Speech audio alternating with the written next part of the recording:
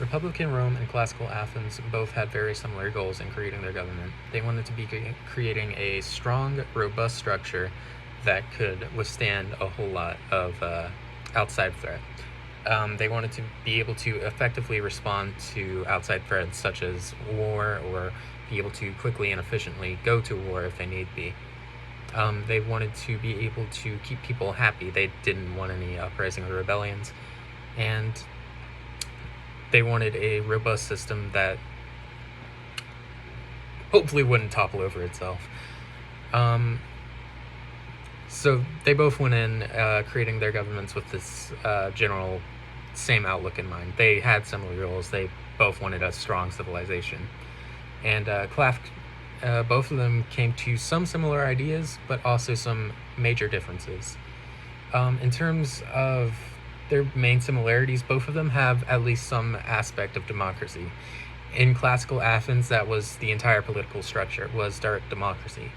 If you were a landowning male, and you were not a foreigner, not a slave, or a woman, you were directly participating in the government. You were voting, you were, I believe you were making debates if you had to, and if you chose to go to war, you went to war with everyone else. You were a soldier first.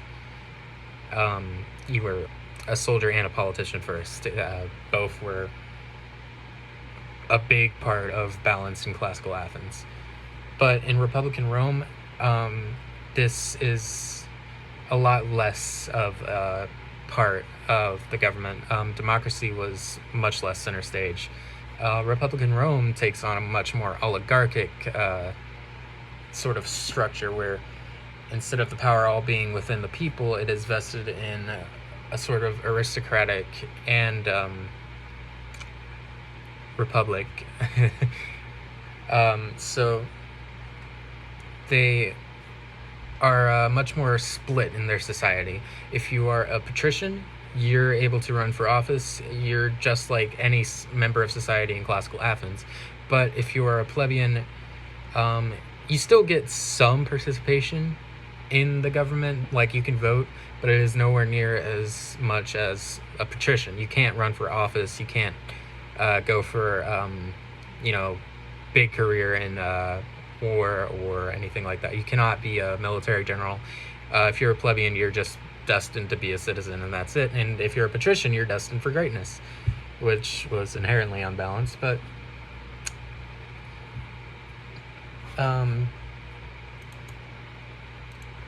no, my thing's not scrolling down. Stop breaking. Oh, that's terrible. Sorry. Sorry. The deeper structure of Rome is, again, a lot more segmented than classical Athens. While they did have the public assembly, which was their democratic part of their government structure, they also had their consuls and their senate. Their democratic part of the public assembly did not have anywhere near the same power as the direct democracy in Athens. Their power was to enact laws and elections, and they did through voting. However, the main power lies in the consuls and even more so in the Senate. The consuls were the two heads of state. One was voted in by the plebeians, and one was voted in by the patricians. The consuls were basically the executive branch of their government. What they did was carry out decrees. They were in charge of making sure that the laws stayed enacted, So they had command of the army, and they convened and presided over the Senate, and they were the representatives of foreign affairs, so they made sure, trade between countries and that sort of thing went well for them. They were the main ambassadors, and they were the main generals, or at least they were the ones in charge of fielding the army. Meanwhile, the Senate, an assembly of patricians who were voted in, also, I believe it was mainly by other patricians, or it was half and half, and they had the judicial and legislative powers. So they both created the laws and judged you for the laws. So they held trials and enacted judgments, and they had control of the purse. So basically, they whenever the Senate voted on something, they were voting on both punishments to dole out for breaking crimes and money to give out for public affairs. So this was supposed to be sort of a butt of heads, like they were going against each other. The public assembly, the councils, and the Senate all had somewhat differing ideas on how exactly to go about running the government, and very frequently they were supposed to butt heads. This was supposed to create a more stable, robust system that wouldn't fall apart because one person was corrupt. And so one of the main powers the Senate had was, again, control of the purse. And if the consuls decided they had to field their armies, but the Senate disagreed, they could just not fund that army. And in terms of stability, this really breaks down the Roman structure versus the classical Athenian structure. So where Romans are butting heads, they aren't able to effectively work in times of great threat. And they did have a part of their system that was supposed to work against this, because they constantly locked up. They constantly butted heads. And they created a measure called the dictatorship, which was they'd pick one consul and he had absolute power over everything. And he could control the purse and field the armies and do whatever he needed to save Rome. And this was supposed to be a temporary measure, but it happened so frequently and was eventually just completely abused by Caesar's uprising that dictatorship just became permanent. The political structure broke down into dictatorship entirely. And Athenians had a much more stable political structure in which, if people disagreed, they always came to a compromise. And this led to some differing values. Athenians believed in their government. They fully believed in their democracy. They fully believed, their military leaders came back. They were heroes for upholding democracy. Their military leaders were basically like their soldiers looked up to them. And well, that also held true for the Roman military leaders.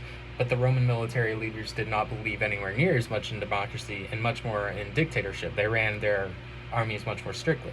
So when Roman military leaders came back from war, they were some of the first to create uprisings. They had a big following of people who supported them, and they knew politics, and they were very willing to topple over what they believed was a weak and efficient government.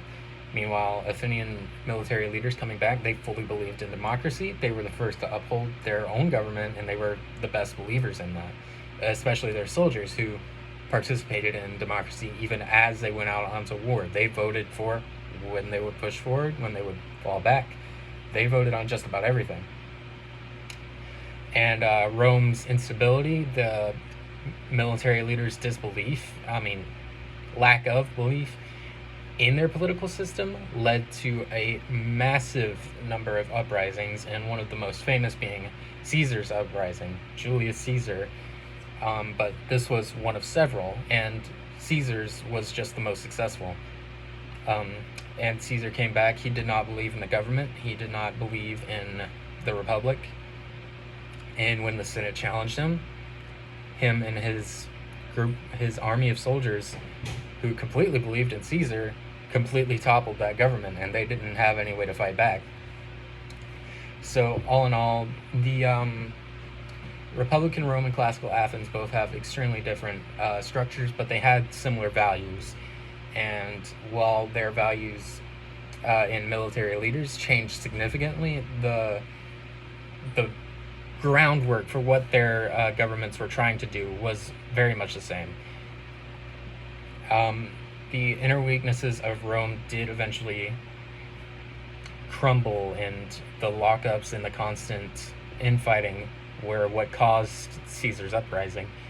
while classical Athens remained pretty strong throughout its entire history. And while it did fall as an empire, the Greek Empire, classical Athens was still firmly rooted in its democratic structure, which was really cool. So the main differences were Athenians believed much more strongly in their system, while Romans did not. Many Romans did not believe in their structures quite so much. They found it constantly locking up, and they found it unstable, and they did not like it, and that's what led to the fall of the Roman Republic.